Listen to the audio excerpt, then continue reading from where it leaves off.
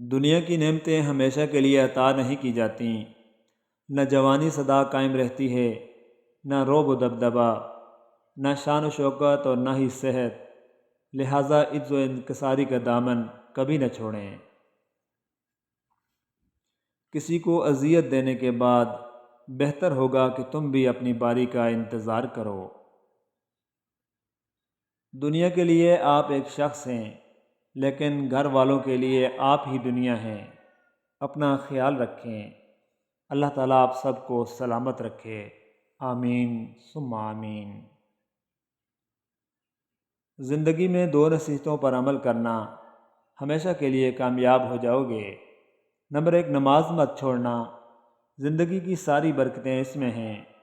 Number 2، اپنی نظر کی حفاظت کرنا، گناہ کی بنیاد یہیں سے ہوتی ہے۔ اللہ پاک ہم سب کو ان باتوں پر عمل کرنے کی توفیق عطا فرمائے۔ آمین ثم آمین۔ ہتھوڑے کی آخری وار سے پتھر ٹوٹ جاتا ہے، لیکن اس کا یہ مطلب نہیں کہ پہلے وار بیکار تھے۔ حقیقت بس یہ ہے کہ کامیابی مسلسل کوششوں کا نتیجہ ہوا کرتی ہے۔ باپ ایسا شجر ہے جس کے سائے میں بیٹیاں راج کرتی ہیں۔ انسان کو خدا نے بہترین سانچے میں ڈھال کر پیدا کیا ہے، جنتی اور جہنمی وہ بعد میں بنتا ہے۔ مولانا روم۔ اولاد کے لیے باپ وہاں ہاتھ پھیلا دیتا ہے جہاں وہ پاؤں رکھنا بھی گوارا نہیں کرتا۔ اللہ تعالیٰ والدین کو محتاجی سے بچائے۔ آمین ثم آمین۔ میں کشتی میں اکیلا تو نہیں ہوں، میرے ہمراہ دریا جا رہا ہے۔ دنیا میں ہر چیز بہانے سے ملتوی کی جا سکتی ہے، مگر تقدیر اور موت نہیں۔ حضرت مصر بن کدام رحمۃ اللہ علیہ سے اگر کوئی کہتا کہ میرے لیے دعا کرو تو فرماتے، دعا تو خود کر، میں آمین کہوں گا، کیونکہ دعا حاجت مند ہی کو کرنی چاہیے۔ کچھ پرندے گھر نہیں لوٹتے، پھر بھی انتظار رہتا ہے۔ ضبط دریا کا بھی بہت دیکھا ہے ہم نے، بوجھ پڑتے ہی کناروں سے الجھ پڑتا ہے۔ ہم میں سے زندہ وہی رہے گا جو دلوں میں زندہ رہے گا، اور دلوں میں زندہ وہی رہتے ہیں جو خیر بانٹتے ہیں، محبتیں بانٹتے ہیں، آسانیاں بانٹتے ہیں۔ جمع کر دی گئی دولت کبھی ساتھ نہیں جاتی، لیکن دولت کمانے کے لیے اگر گناہ کیے ہیں تو وہ ضرور ساتھ جائیں گے۔ باپ ہونا کوئی آسان نہیں، تھکے بغیر، رکے بغیر، نا امید ہوئے بغیر، تنقید کی پرواہ کیے بغیر، صلے کی تمنا کیے بغیر، ہر موسم ہر حالت میں چہرے پر مسکراہٹ، دل میں محبت، لب پر دعا، حوصلے اور جرت کے ساتھ مسلسل چلتے رہنے کا نام باپ ہے۔ یہ جو ٹھہراؤ بظاہر ہے، اذیت ہے میری جو تلاطم میرے اندر ہے، سکون ہے میرا۔ چلنے والے دو پیروں میں کتنا فرق ہے، ایک آگے اور ایک پیچھے، مگر نہ تو آگے والے کو غرور اور نہ پیچھے والے کی کوئی توہین، کیونکہ انہیں پتہ ہے کہ پل بھر میں یہ بدلنے والے ہیں، اور اسی کو زندگی کہا جاتا ہے۔ زندگی کا سادہ سا اصول اب بنا لو، کسی کی مدد کر سکتے ہو تو کر دو، اور بدلہ اللہ پاک پر چھوڑ دو۔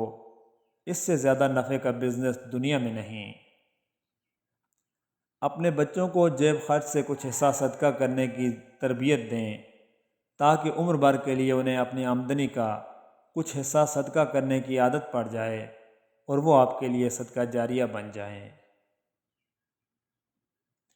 دنیا کے سارے جھوٹ ایک طرف، اور انسانیت کی خدمت کے لیے ڈاکٹر بننے والا جھوٹ ایک طرف۔ یا رب کریم، ہر بیٹے کا نیک خواب سچا کر دے، اور ہر بیٹی کا نصیب اچھا کر دے۔ آمین ثم آمین۔ اب جو رشتوں میں بندہ ہوں تو کھلا ہے مجھ پر، کب پرندے اڑ نہیں پاتے پروں کے ہوتے ہوئے۔ ساری زندگی لگا دی تو نے مال جمع کرنے میں اے انسان، مگر شاید تو یہ بھول گیا نہ کفن میں جیب ہے اور نہ قبر میں الماری۔ تلاش میں بیت گئی ساری زندگی، اب پتہ چلا کہ خود سے بڑا کوئی ہم سفر نہیں۔ وقت گزر جانے کے بعد اگر کوئی قدر کرے تو اسے قدر نہیں پچھتاوا کہا جاتا ہے۔ ہم اپنی ترجیحات کے مطابق فیصلہ کرتے ہیں کہ کس سے کتنا رابطہ رکھنا ہے۔ ہر وقت اور ہمیشہ کوئی مصروف نہیں رہتا۔ زرد پتے جہاں سے ٹوٹے ہیں سبز پتے وہیں سے نکلیں گے۔ جینے والوں کی قدر کیجیے، مر جانے والے اپنی تعریفیں نہیں سن سکتے۔ جو چیز کسی کو مقدار میں زیادہ دی جائے وہ ضائع ہی ہوتی ہے، چاہے وہ توجہ ہو، احساس ہو یا پھر محبت۔ دست شفقت ہمیں زندہ میں میسر ہی نہیں، خود کے لگتے ہیں گلے اور سنبھل جاتے ہیں۔ کچھ لوگ جدھر کی ہوا دیکھتے ہیں ادھر ہی چل پڑتے ہیں، حالانکہ یہ کام انسانوں کا نہیں، گلی میں پڑے شاپروں کا ہوتا ہے۔ علم پھیلانا ایک خزانہ ہے جس کے پھل کا ثواب آپ کو ملتا رہتا ہے۔ دنیا کی سب سے بڑی غلط فہمی اپنے ماں باپ کی خدمت نہ کرنا اور اپنی اولاد سے خدمت کی امیدیں لگانا۔ سجدہ صاحب کیا سکھاتا ہے؟ جب نماز میں غلطی ہوتی ہے تو اللہ کریم نے سجدہ صاحب کرنے کو کہا ہے۔ غور تو کریں نماز میں یہ طریقہ کار ہمیں کیا سکھا رہا ہے۔ جب بھی غلط ہو تو قبول کرو اور سجدے میں چلے جاؤ، اور تمہارے گناہ مٹا دے گا اور ان کو نیکیوں میں بدل دے گا۔ روشنی میری دور تلک جائے گی، شرط یہ ہے کہ سلیقے سے جلاؤ مجھ کو۔ نماز اور قرآن سے تعلق بنا لیجئے، جوانی بار بار نہیں ملا کرتی۔